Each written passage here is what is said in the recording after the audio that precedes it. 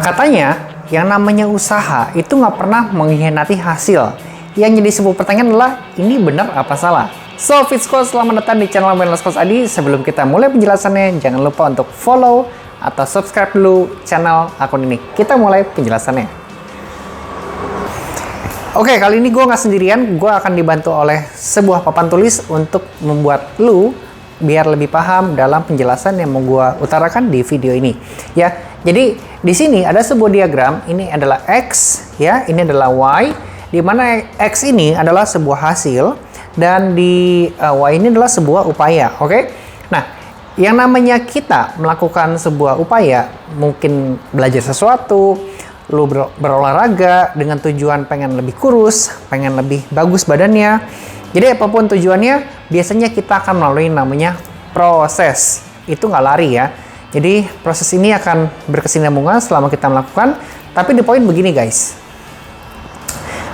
Pada saat kita mulai melakukan sebuah upaya, biasanya kita akan mengalami sebuah grafik kenaikan yang kecil banget.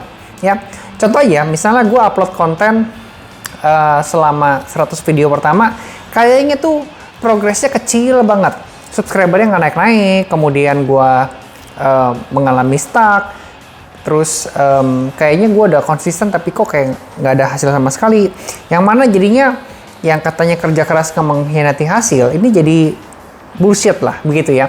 Nah, tapi suatu ketika tiba-tiba gue upload di video yang ke-101, hasilnya sangat-sangat signifikan, cung gitu ya. Lu lihat nggak di sini ada warna hijau grafik, ya.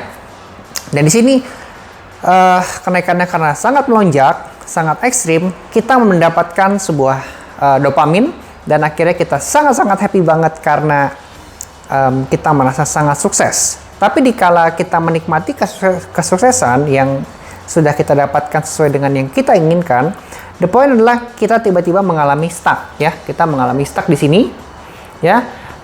Dan biasanya ketika sudah sukses mengalami stuck, emosi kita akan menjadi labil, kita akan tergoda untuk malas, dan pada akhirnya akan tergoda untuk menyerah. Nah, di fase itulah kita akan mengalami emosi yang down, ya, emosi yang down. Makanya gue gambar di sini grafiknya menurun, ya. Hasilnya kagak ada, maka ketika hasil nggak ada itu membuat semangat kita menurun, akhirnya grafiknya menurun, akhirnya hasilnya nggak ada, upayanya juga nggak ada, oke? Dan di fase ini adalah fase yang terburuk, namanya adalah the dip, ya. Jadi grafik ini kalau lu lihat ya, ini si jaraknya lebih rendah daripada titik terendah sebelumnya, oke?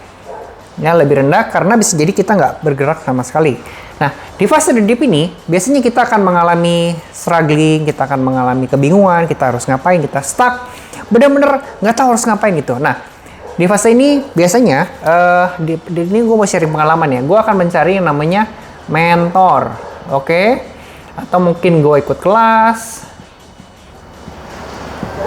atau gue mencari insight baru, ya. Tapi yang pasti gue harus kenal dulu. Gue punya yang namanya problem, ya, problem. Kalau misalnya gue nggak tahu problem gue apa, gimana gue mau nanya ke mentor, gimana gue mau cari info di kelas, ya nanti gue malah kebingungan karena merasa banyak informasi. Too much, lot information, bikin kita jadi kebingungan, harus mengambil tindakan apa, keputusan apa, dan pada akhirnya kita nggak ngapa-ngapain lagi. Jadi make sure sebelum kita melakukan sebuah upaya untuk keluar dari zona the dip ini, kita harus tahu dulu kita punya problemnya di apa ya, sehingga ketika kita bertanya, ketika kita mencari tahu spesifik problem kita, bisa dipecahkan oleh orang-orang ataupun kelas ataupun workshop yang punya kompetensi untuk memecahkan masalah kita.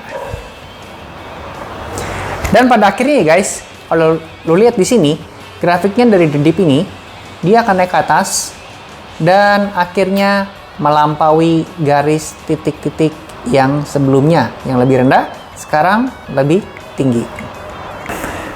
Oke, gue harap penjelasan ini bisa membantu lo semua untuk tetap semangat meskipun kayaknya hasil yang nggak signifikan, ya. Hasilnya sebelum signifikan, sekarang tiba-tiba menjadi nggak ada hasil sama sekali. Lu tetap semangat setelah nonton video ini karena lu sudah tahu patternnya akan mengarah kemana. Oke, jadi kalau misalnya gua yang sudah gue alami sekarang, tiba-tiba gue merasa lemas karena nggak ada hasil, dan gue akan mensugesti gue punya hati, gue punya pikiran, ayo Sam, sekali lagi Sam, ayo Sam, sekali lagi Sam, lanjut lagi, satu kali lagi deh, satu kali lagi, lanjut terus, selama tujuan gue jelas dan ya terarah gitu ya, harus kemana. Oke, semoga bermanfaat. Kita akan ketemu lagi video berikutnya. Tetap semangat, tetap bugar bersama Wellness Coach ID. Sip.